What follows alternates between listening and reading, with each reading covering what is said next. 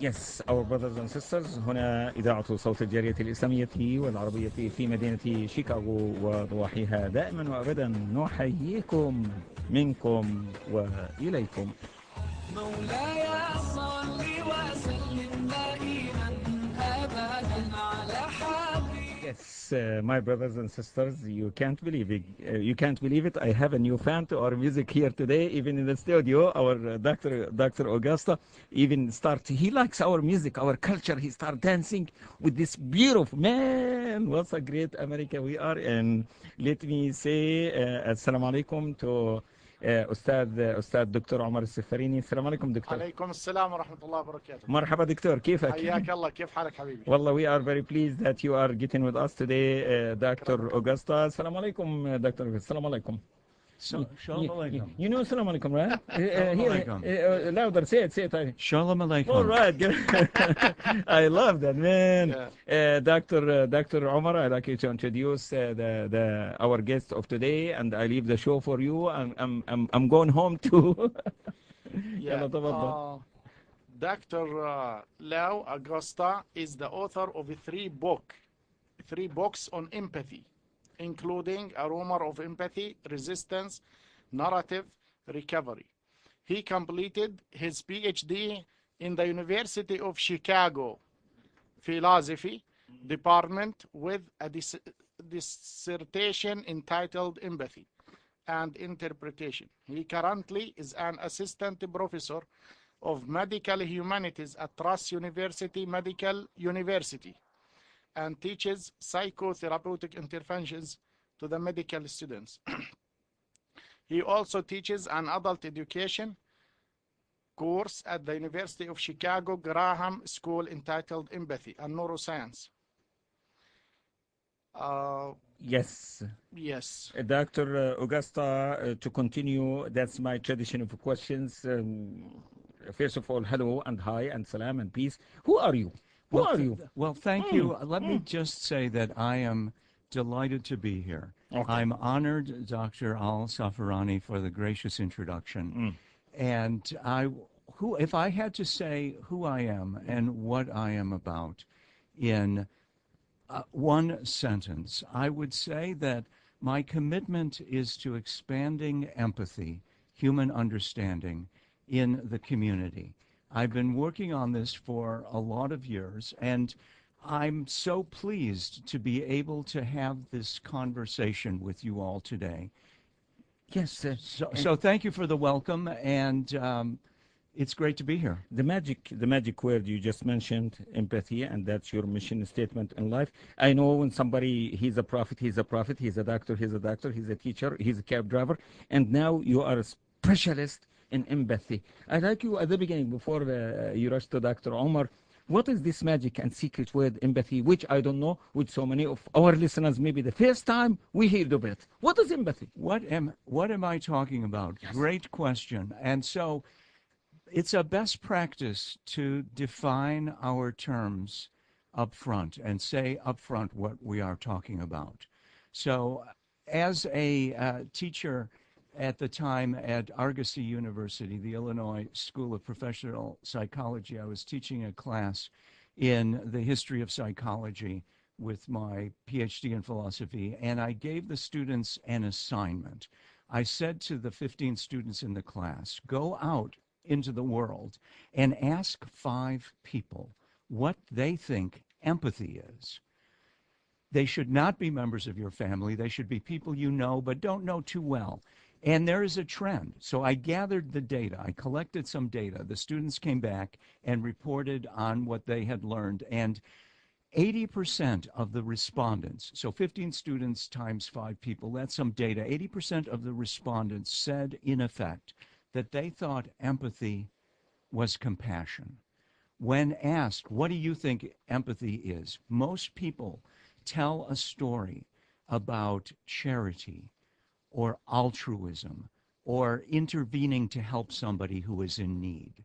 So I conclude that most people think empathy is compassion. And I'm here to tell you, the world needs more compassion. And empathy is different than compassion. Empathy is not compassion. I'm not saying that there's anything wrong with compassion. As I just said, the world needs... deeper than compassion. Well, something hidden. We cannot even describe it as much as we are. Maybe I start to understand. Maybe I study about in philosophy a long time ago about it. Something how to reflect, how to act, how to deal, how to...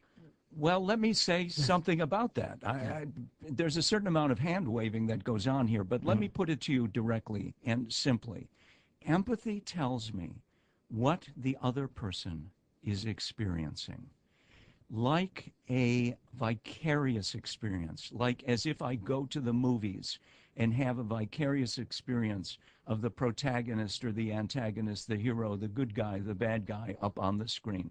I get a sense of what their experience is as a sample, as a trace affect, not as a merger, not as a complete identification. Empathy tells me what the other person is experiencing, and compassion or my good upbringing or my morals or my value tell me what to do about it. Yes. That's the distinction. Yes, Dr. Umarr. تفضل. بسم الله الرحمن الرحيم والصلاة والسلام على سيدنا محمد وعلى آله وصحبه أجمعين. اللهم صل على سيدنا محمد يا رب العالمين. اللهم احفظ الكعبة يا رب العالمين. اللهم احفظ الأقصى يا رب العالمين وما حولهما. إخواني في الله، أخواتي في الله، أبنائي في الله، بناتي في الله، وأيضا آبائي في الله وأمهاتي في الله. الدكتور أغوستا صحيح يعني هو محاضر تخرج من جامعة شيكاغو، وهي من أعظم الجامعات في شيكاغو، في معه دكتوراه في الفلسفة، وأيضا هو he's a psychotherapist، هو معالج نفسي أيضا. فعنده 3 كتب، ألف 3 كتب فقط علشان كلمة اسمها empathy. ومعنى الامباثي بشكل عام أن تفهم مشاعر الآخر وأن تضع نفسك محل الآخر. فهذا علم عظيم، وعلينا أن نفهمه وأن نحسن فهمه، لأنه يهمنا في جميع مجالات الحياة. فيهمنا في تربية أطفالنا، يهمنا في أزواجنا، يهمنا في التعامل مع الأزواج، يهمنا في التعامل مع الأطفال، يهمنا في التعامل مع بعضنا البعض، يهمنا في التعامل القيادي، القادة مع الشعب مع القادة. فأن تضع نفسك محل الآخر. You put yourself in somebody else's shoes, and that's mean you understand and you are concerned about their feelings, their thoughts, their experiences. It is different than sympathy, it's different than compassion. But like this is very, very important topic, and that's why we need to talk about it. Dr. Agosta. At your service. Thank you. Welcome. Okay. Ask me anything. That's okay. Go ahead. How to understand people's emotion and what to expect next step. This is, do you think, is that related to empathy? And if you can give me practical examples, let's start with marriage relationships. Oh, okay, great.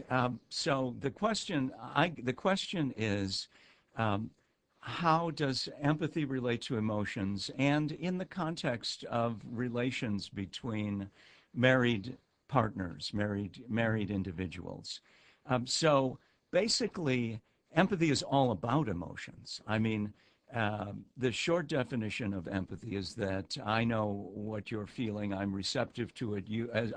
I was listening to what you said, and I got the part about take a walk in the other person's shoes, right? That part came across loud and clear, and that's the folk definition of empathy. And so part of the challenge of what we are doing here is to create a context for a conversation about empathy. And so let's shift the context to married couples, right? For some reason, people decide they want to get married. And oftentimes, in order to raise a family and to be a family and to create that context of affection and affinity, and then the challenges begin, right? I mean, usually the folk story ends with the prince and the princess getting married, but the end of the fairy tale is the beginning of real life. And so there are challenges. I mean, and it's almost hard to know where to begin. Basically, in today's world, what I would say is empathy can be helpful. Empathy can be useful in dealing with the stresses, in dealing with the pressures, in dealing with the challenges of living in the year 2017, in our case here in Chicago, Illinois. I mean, in the traditional family, the man goes out and works, and the woman stays home and raises and educates and otherwise deals with the children. Now it happens that women are working, that men are working, and that sometimes even children are working, but usually not until they get into high school. Excuse me, Dr. Please Agosta, interrupt me. for a second. Go ahead.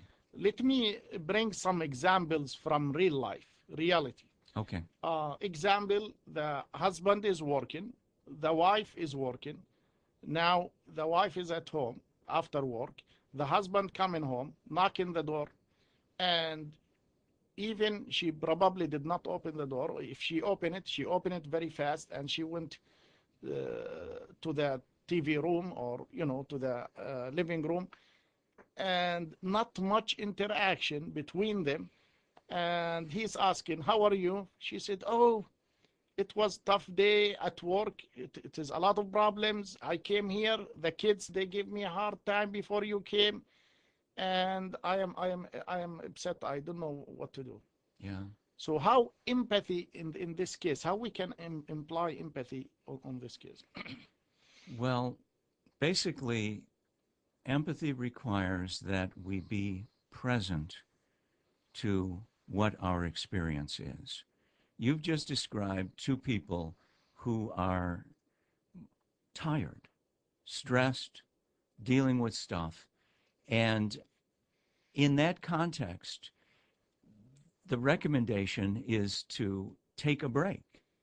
I mean, there's nothing to be said other than to be respectful of boundaries. You've described some people, you have not really described anything wrong. What's missing, if you will, is a chance to relax and decompress after work. I thought for a moment you were going to go to a more difficult and fraught example. The husband comes home, and both the husband and wife have been working. The husband comes home and says, "Where is dinner?" But you didn't raise that question. I mean, in modern couples, everybody has to contribute to shopping, cleaning, cooking. Now, it makes sense to have a division of labor. This comes in under a division of labor. But, I mean, it requires fairness and a lot of fairness and a lot of understanding. So basically, empathy means be present to your life. Be present to your own experience. Yes, Doctor, if you don't mind, Dr. Augusta, there is a problem nowadays. We have a high percentage of divorce in the community. There is no secret about it. Sorry to tell you that. Yeah. That's pain. Yeah. It's not only divorce between couples, between the families, the divisions, all of that. Most of the time, husband and wife, everybody claims it's me first, it's my way, otherwise there is no way. How do you put an equation of balancing the relationship, the communication, reconciliation, communicating? Sometimes, I remember in old days, my father, my mother, my grandfather, man, they used to have 15 kids, 20 kids without any problem, without anything. I remember to use the old movies of the American culture, the closeness of families, the strength in so many children. How do you see that? Why this happened to all of us, Well, sir? that's a great question. Yeah. I mean, that's a great question. And it makes me think that empathy is so important, and the stresses of life are so great, resulting in divorces, broken family. Basically, what empathy teaches me, and I think teaches those people who engage with empathy is to clean up your own act. I have to clean up my own act before I can say to some others that what they should do and how they should run their life. So if a person, I mean, frankly, take a look at your life, take a look at your own integrity. Nothing works. I would say empathy teaches us that nothing works without integrity. And I don't mean that in a narrow moral sense.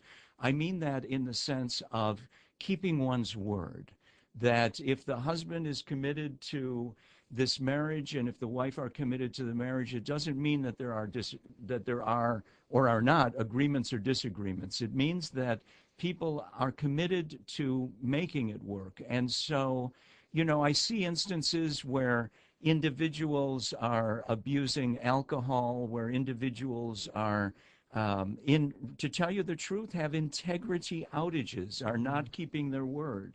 They say that they're going to do something and they don't do it. And that oftentimes results in the breakup and divorce. Yes. Before you go to doctor, this is a continuing for my question is, now you diagnose, what is the best cure for such problem being exist and created between husband and wife? How do you cure it? How do you wrap it together to be a real husband-wife? Let me just say, that's your challenge today. Well, the word cure, I mean, we want a solution. We want, and this is going to be easier said than done, right? I mean, we want, so to speak, a magic bullet or a magic medicine. It doesn't really exist. What exists is for people to get in touch with their integrity, as I said, to renew their commitment to honoring their word in the matter of their relationships and what they are honored and committed to doing in their marriages and in their families. And that would make, I think, a profound difference. So from the point of view of empathy, let me add one thing. And I'm thinking, this is so difficult that I'm really struggling to create the context for a conversation about families that are dealing with a difficult economy, dealing with the challenges that we can read about every day in the newspaper. And sometimes, the world is neither empathic nor compassionate, nor even very courteous. We're living in a world in which people are struggling with a lot of issues, economics, finance, and empathy is about boundaries and respect for boundaries. Yeah, Dr. Umarr?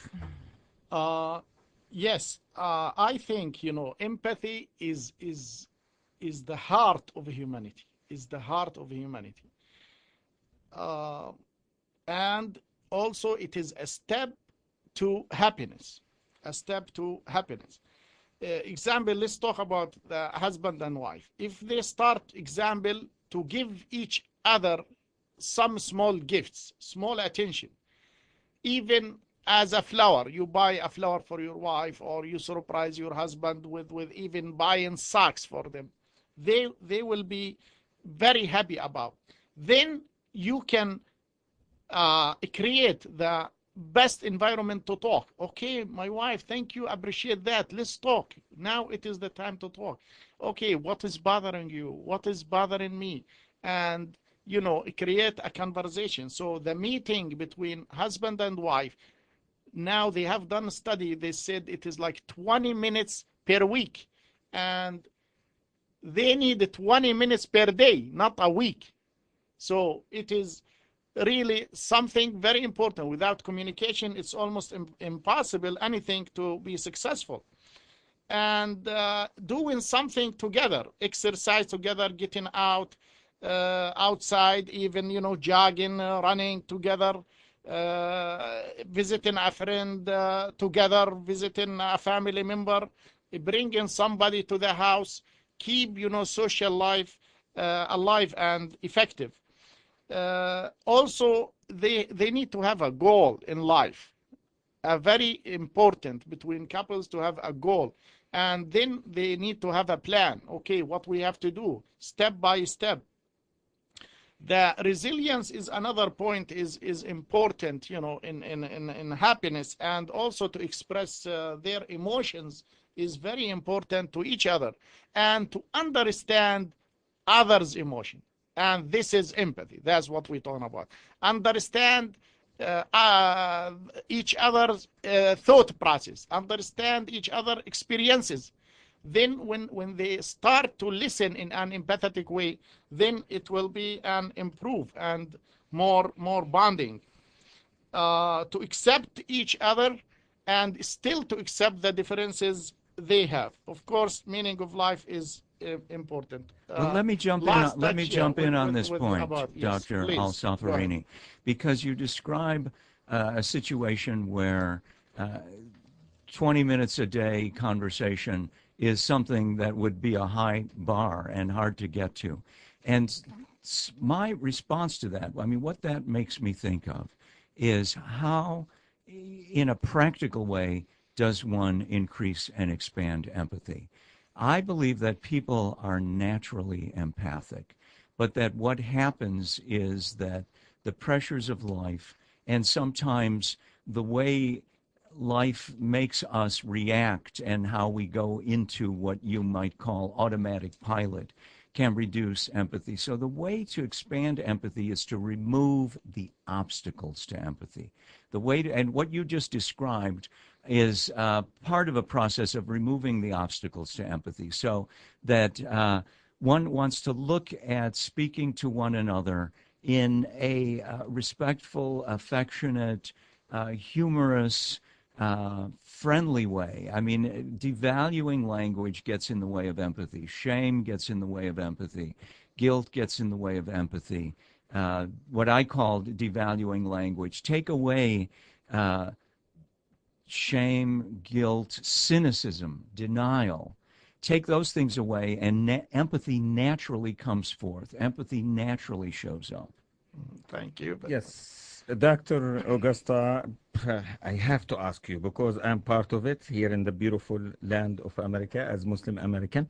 When I hear in the mass media from our president with respect to him, as I wish someday God will grant him a beautiful empathy to understand all of his constituents, and we are part of his under his umbrella, the big umbrella, which is in America. How do you relate that when it comes? Let's just go right to it. I like you to go directly to the problem, which affected me, my children, my wife, my sister, my brother. When I hear, I want to tell you a story. It happens, I cried because at the time our president campaign, one of our children, he was about 5 years old, when he sees the president doing that and the reflection after that in the news, he asked me, Uncle Yusuf, am I terrorist? Well, it happens from a small He said, boy. am I under arrest? Am I a terrorist? Am I a terrorist? A terrorist. Because you hear the news. And then under arrest. Then how do you explain that? What do you like to tell us, to our president, to our cabinet, to our people, to everyone down there? Please. Well, so let me engage this tough subject, because first of all, this is about empathy and bullying. Yes. Empathy is about respect for boundaries, and bullies do not respect boundaries. That's a basic principle.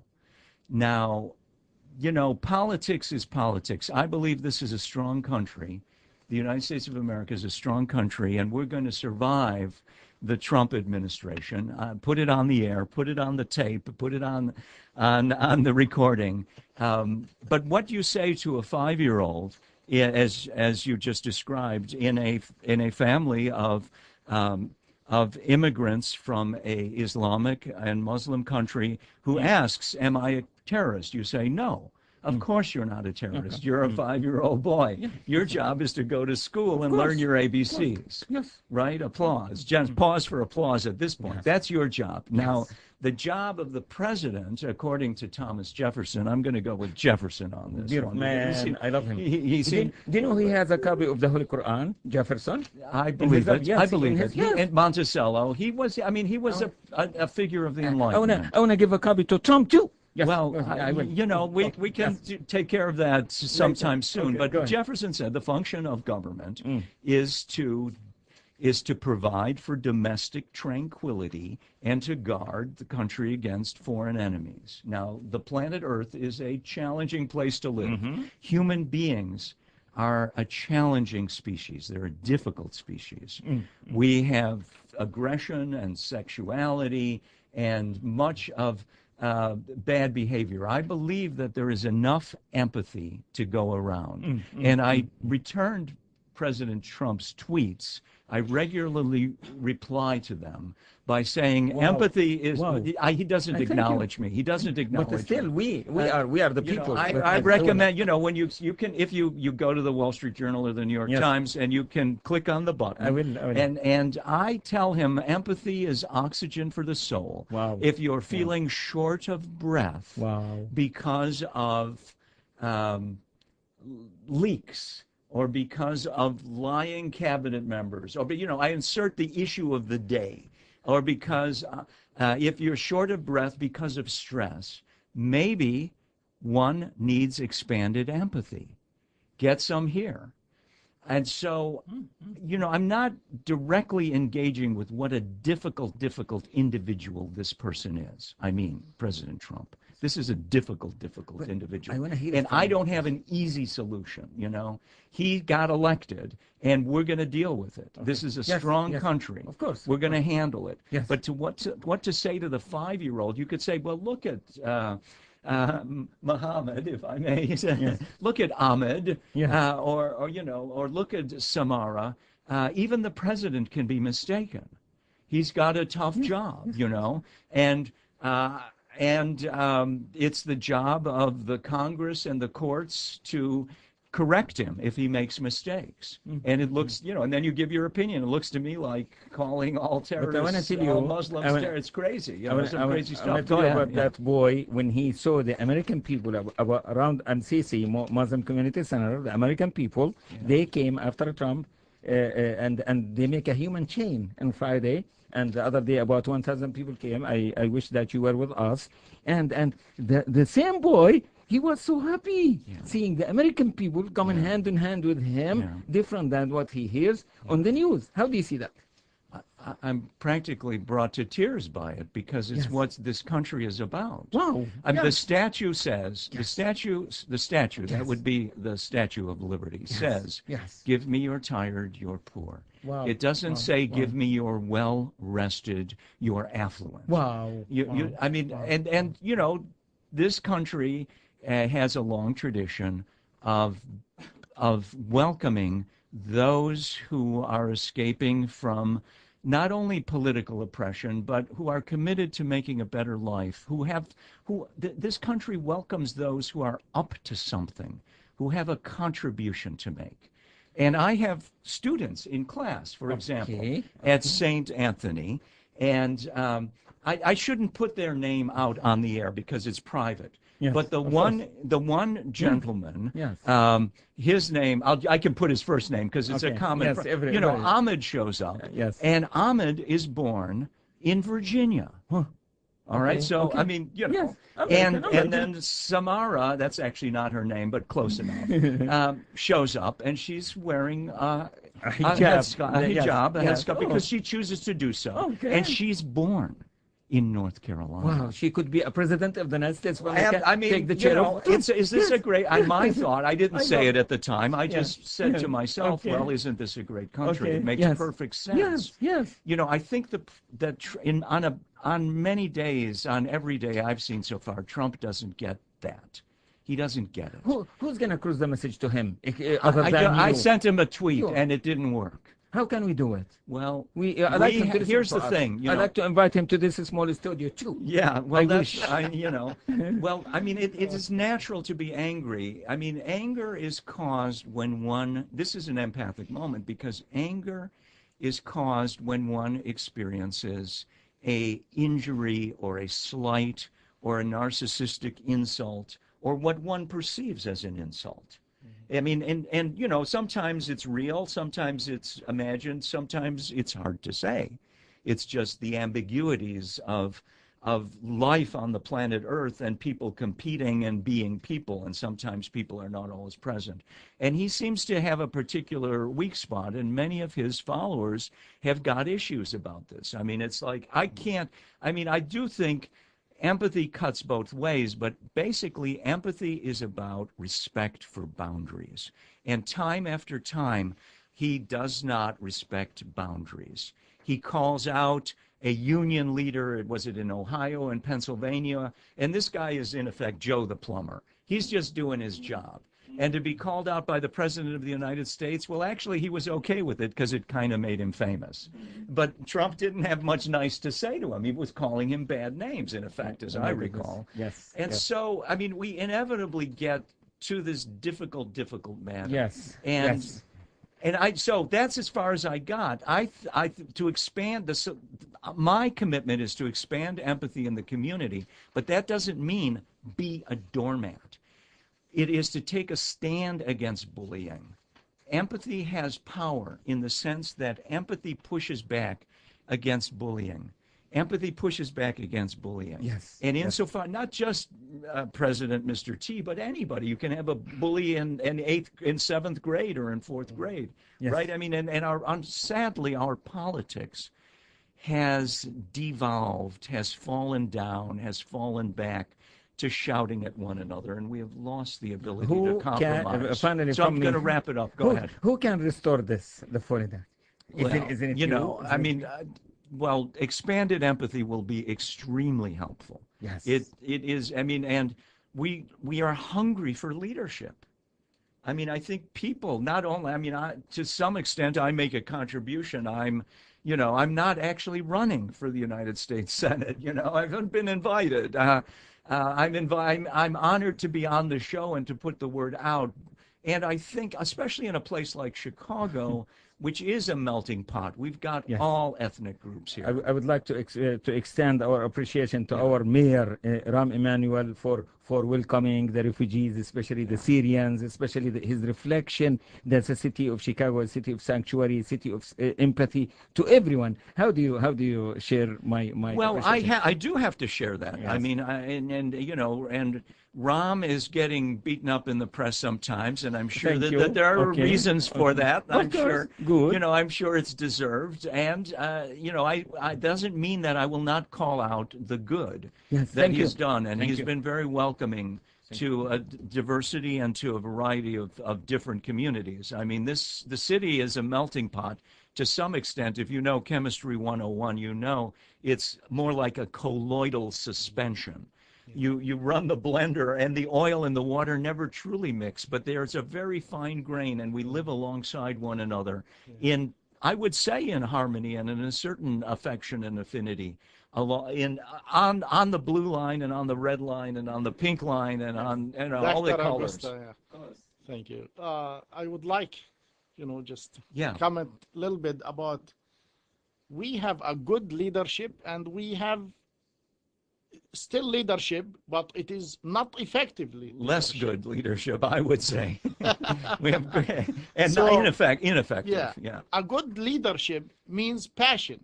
Yeah. A good leadership means fairness. And when they're asking whole the world, even the United Nations, about they want to make peace in the world. Yeah. First step to make a peace, it is justice. It's implementing justice and fairness. Yeah. And that's my say, is justice, the mother of peace. That's my saying. I would like to repeat that. I mean, absolutely, and maybe the father too, and the grandfather. That's right. I mean, there's a lot of relatives. If we really care about fairness, then peace will follow. But if there is still no fairness and no justice on this planet, it is almost impossible to achieve peace.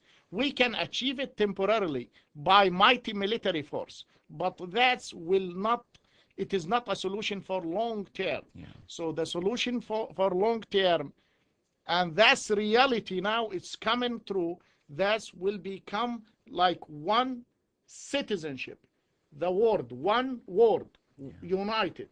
And all of us will work against anything have a negative effect on a human being.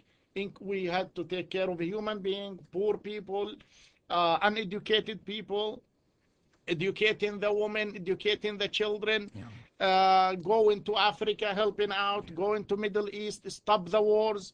Let me jump in at this point, because you made such a great point, Dr. Asfarini. Thank you. I'm going to pronounce Asfarini. Okay, I'm going to be out front with it. And you distinguish between power and force. And this is so key. The policeman has power when he says, stand over here, and I stand over there. The policeman has power when he says, may I see your driver's license? And I pull it out right away and show it to him. Power is the opposite of force.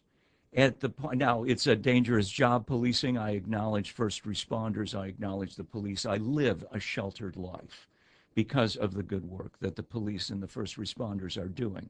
And at the moment that the policeman or the police person, the man or woman, has to take his gun out, that is no longer a conversation or a gesture or an action about power. It is an action about force. And it is always a short-term solution, and sometimes necessary. One has to defend oneself. But, you make reference to all of that justice is the mother of peace. And I agree. I would endorse that. I think that's a powerful thought and a concise one. And unfortunately, human beings being what we are, aggressive, sexual, behaving badly on occasions, and often knowing the difference. Those of us who are reasonably well educated and brought up, some don't, and that's why prisons may still be necessary for the protection of the community. Sometimes people behave so badly, one has to take them out of the community for the defense of the community. But rarely has that gesture made anybody better. That is a rare. People need things like education, therapy, a variety of kinds. So I wish to make, I'm going to wrap it up here, but I wish to make the distinction, that is this thought, between power and force. Those are the opposite of one another. When a government loses power, then out come the riot police. It resorts to force. And you see that every day on the front pages. I can't even say, some Islamic countries, some Western countries, whenever there's a loss of power, then force goes up. Yeah, Dr. Agosta. Dr. Al-Safarini. Just let me say, sometimes using psychotherapy, example, thought distortion, or, I know. Example, we generalize, all Muslims are terrorists, or that's term, radical Islamic terrorism. And I hear that many times in media. This is for simple people, or for people who do not know nothing about Islam, so they think Islam is related, they are associated. So they are associating with that term, Islam with terrorism. And the reality is, if count ISIS people, count the bad people, count all violent Muslim people, and divide that number by the 1.6 billion Muslim worldwide, it will be like 0.003, less than 3%. It's about 1/1000th of a percent, 1/10,000th of a one. I would say 1/10,000th of a percent, basically. That means 99 point something percent of Muslims, they are non-violent people, and they are family people, and they are productive people, and especially in the United States, the most educated minorities, one of the most educated minorities in the United States are Muslims. Well, every immigrant family that I've ever met is committed. I can't think of an exception to getting an education for their children so that the lives of the children will be, in many ways, flourish and be better, both economically and spiritually, than that of the initial arrivals at the shores of the USA. I know that was the case for my grandparents, my own parents. It's neither here nor there. I happen to have an Italian background. But you make a nice point that not to generalize, Thank you. Exactly. Thank you. Not To to absolutize. That's actually called absolutizing, a hasty generalization. There are design defects in our way of thinking. Human beings think pretty well on a good day, but on a less good day, there are actually design defects in our cognitive processes. And hasty generalization, what you described as absolutization, that there is one bad apple in the police force, and so all police, insert a devaluing term here. I won't even say the word on the air. There is one or more, in a population of 1 billion, there may be more than one bad apple, but not that many. And so the challenge is to take back the conversation, from those who managed to dominate the public space with devaluing language. And the way to do that is to continue to express the positive values of community and of connectedness and relatedness. I firmly believe that all human beings are related. I was going to ask you, Sir Dr. Agosta, about how do you relate empathy with what's going on now with our Afro-American brothers and sisters outside Chicago, where every day I hear the news the other day, Channel 7, which I see every day, almost. We're not advertising for Channel 7. That's what I see. Anyway. And I got it. Okay. Yes. How do you relate that to empathy and the miscommunication and the bullets? This is such they communicate with bullets, not with words. Well, come on. Here's the thing. I mean, here's what I want to say. I mean, I think this is the empathic answer. We are all related, and I can prove it scientifically. Modern biology traces our mitochondrial DNA. Now we start talking. No, our DNA, it doesn't matter what color you are. Yes. everybody on the planet. I love that. And wait, let me just finish the thought, okay? Yes. Everybody on the planet. It can be in the GeNomic. The National Geographic and IBM teamed up, and we can trace all of our ancestors to a relatively small group of short hominids living on the plain of present-day Tanzania, the Serengeti. Okay. And they would have been African, but they weren't human beings. They were early versions, proto-human. We are all related. So that guy who you want to shoot or call a devaluing name because you're in a gang and you're on his turf or he's on you, that guy, he's your cousin. He or she is your cousin, 10,000 times removed. Yes. Or that guy down at the job, the boss, or the peer, your coworker who you just can't stand. Guess what? Good news, bad news. You're related.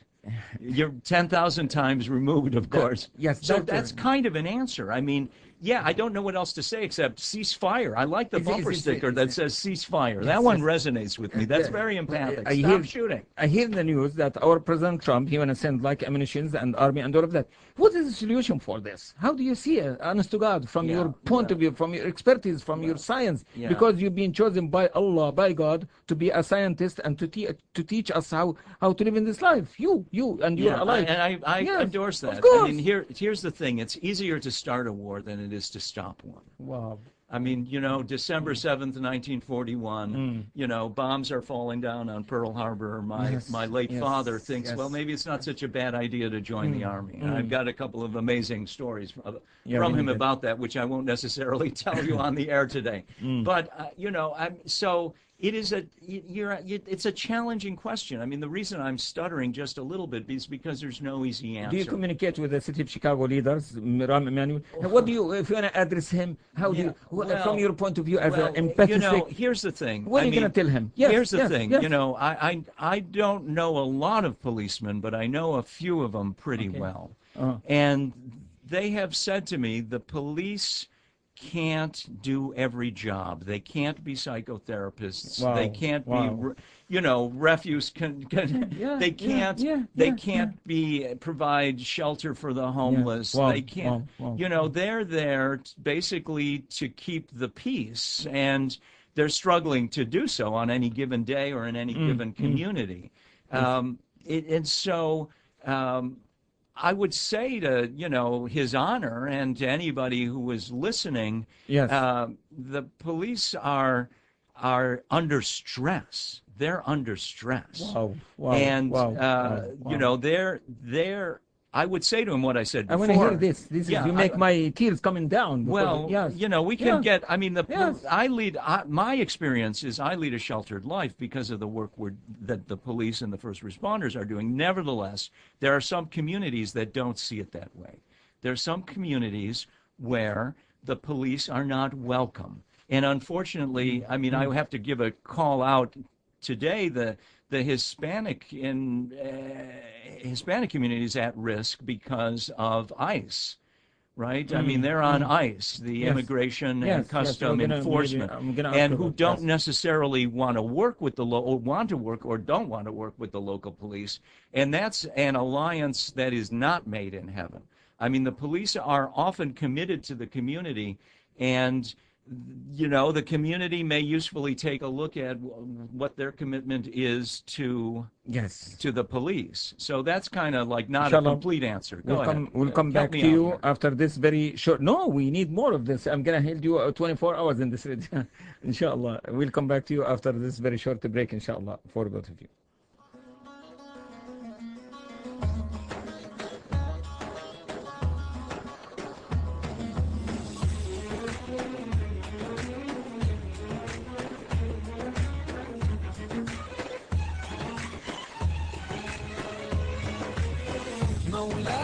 Yes, our brothers and sisters, with such beautiful statements and well said by Dr. Umarr Asfarini and Dr. Agosta. Let us hear beautiful words for calling for the prayer by the prayer caller, the caller of the prayer, Sheikh Nazir Zabadna from Damascus, Syria. But now he is in Chicago. He used to call for the prayers in the beautiful minarets of Damascus.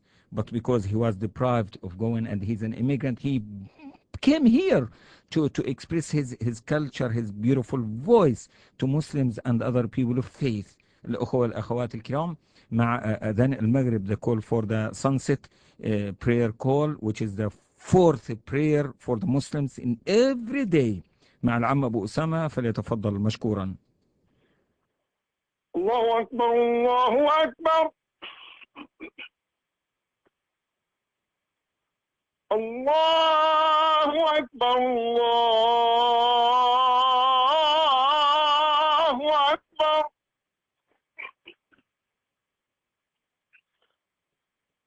لا إله إلا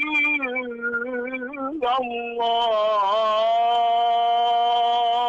لا إله إلا الله محمد رسول الله. اللهم رب هذه الدعوة التامة والصلاة القائمة آت محمدا الوسيلة والفضيلة وابعثه مقاما محمودا الذي وعدته.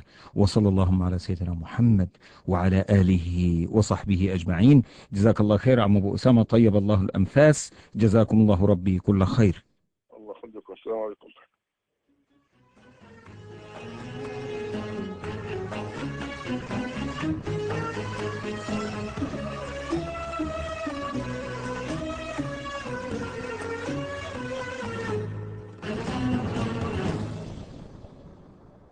رقت عيناي شوقا ولطيبة ذرفت عشقا فأتيت إلى حبيبي فاهدأ يا قلب ورفقا صلي على. What a great day I have today in the Islamic and Arabic radio. I have scientists, I have doctors, I have teachers, I have educators, I have great examples to all of us, Americans, Muslims, Arabic Christians, Jews, Hindus, Mexicans. Yes, let us go back to both of them to teach us whatever they, to wrap it up in this 8 minutes. تفضل مشكور. تفضل. Really, I wanna share when I got my citizenship. So when before they give it to you, the judge will sign it and he will have a speech. So still I remember he said, we are proud that you have a different culture than ours and you are bringing it to our country. Wow. So we have a new culture now and we have another religion too. Yeah. Because we have one or two what we know. Now what this a is beautiful the third one. Honestly. It's a beautiful thought you are bringing today. Yeah, he said, this is, you will make our country great. Yeah. Well, that was a with smart your judge. Cultures and with your religions. Yeah. Because we've given you the opportunities here and then you flourish and then we'll benefit from you in one way or another. Can I just say, Dr. Asfarini, Yes, that sir. was one smart, empathic judge. I love that. That is called expanding empathy. Mm-hmm. And the opposite of that is called expanding fear. And as if the other, those coming from afar, are something to be afraid of. Mm-hmm. and I think our systems are powerful in that we can tell the difference. Your contribution is substantial and significant, and as is that of all of the other individuals where, if I may say so, a green card becomes a full-blown voting citizen. We want to create more voters. In that sense, that's not a bad idea, Really, usually, I'm inspired by that. I don't talk about politics much. Well, we have But today. I mean, Yes. Mr. Trump, I want to ask you a question. He's going to answer for you. Where is your wife from? Yeah. She was born, she's an immigrant. She was born in Slovakia, I believe. Slovenia. Thank you. She was born in Slovenia. She's immigrant. Well, So can we use Let this us now, now- empathy? Can we use empathy to Well, that- resolve this problem Now, of one more immigration? time, Yeah. what is the essence and the deep secret of empathy? How would you like us to beside the politics, beside the Trump and the White House, Yeah. as people, Yeah. as neighbors, as Muslims, Jews, Christians, Afro-Americans, Caucasians, how do you like Well, us here's to... what Honest to God, yes. let me Yes. try to engage that. I think Yes. there's a straight answer, and I Yeah. kind of already indicated what it is, but let me call it out explicitly. Fear drives out empathy, and if I drive out fear, I increase and expand empathy. So to expand empathy, eliminate or lessen or reduce or manage the things that block empathy: fear, shame, guilt, cynicism, and denial. There's a lot of cynicism and denial on the opinion page of the New York Times, the Wall Street Journal. At the beginning, you mentioned that if you are in our walk in my shoe and all of that as a Muslim American, how do you like me to reflect as a Muslim American? In Keep this big calling mess? out your contribution. You are a contribution, Yes. and whatever it is. I mean, it Wow. could be Wow. studying medicine Wow. or practicing Wow. medicine or driving a cab or operating a restaurant or love that. being an attorney. And so rather than being negative, Not to be isolated. Not to be isolated. Exactly. Well, and that's the risk. There's a risk there of isolation, but keep contributing, keep calling it out, keep saying, this is what America looks like. Wow. Samar, or Ahmed, the that's medical right. student, Yes. born in North Carolina. Yes. That was like some 24 years ago, right? I mean, he's been around for a while. So I'm inspired by the example that I see every day down Yes, at the hospital. Doctor, not to make it so long, there was a fanatic hater to the Muslims in New Jersey after September 11. When there was a Syrian Muslim refugee neighbors, they came in the same building. He fell in love with the Muslims and he changed his idea about how nice Muslims. How do you see that? Well, if you get to know people Wow. individually, Ooh. here's the thing. You may imagine you hate a group, and as soon as you meet and get to know an individual, that 99.9% of the time, the individual is amazing Wow. and a whole universe, and it shifts the thinking. Yes. So to meet and it may be a cab driver, it may be your doctor in the emergency room, or it may, maybe be an attorney. Doctor, yes. Really, now they associating radical Islam with Islam.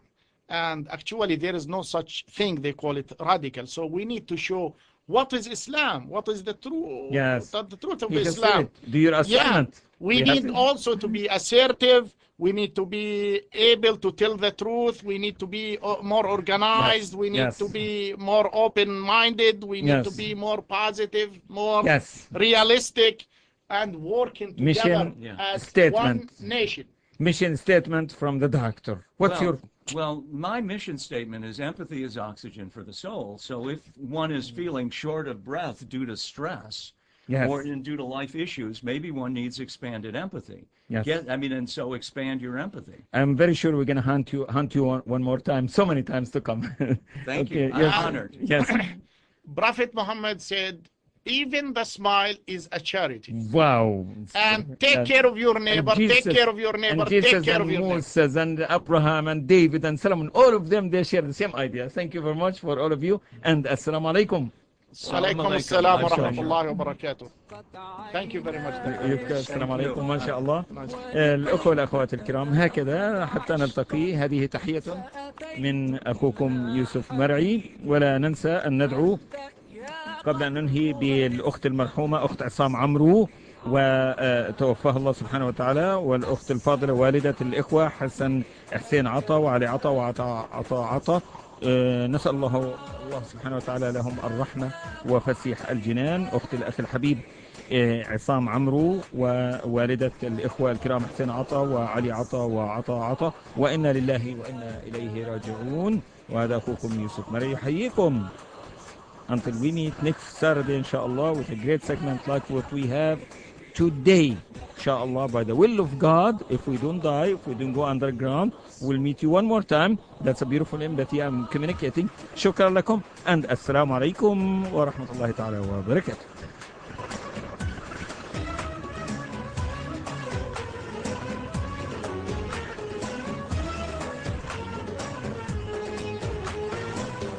قلب بالحق تعلق وبغار حراء تألق يبكي يسأل خالقه فأتاه الوحي فأشرق Islamic and Arab voice of the Chicago community here on WCEV.